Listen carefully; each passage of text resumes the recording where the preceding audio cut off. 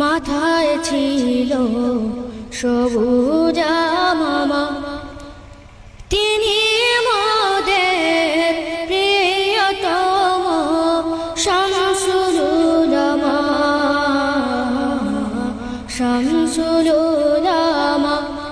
এমন পাগড়ি কারো মাথায় দেখিনি আমরা, দেখলে মনে স্মরণ হতো কুম্ভুদে খাদরা। শাহজালালের অনুসারী প্রিয় রাহনুমা, প্রিয় রাহনুমা।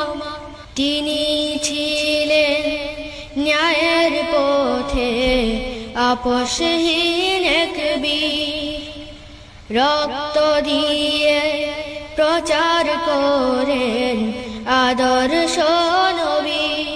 কণ্ঠে যার উঠত বেজে জিহাদের দামামা, কোন মনীষী মাথায় ছিল সবুজ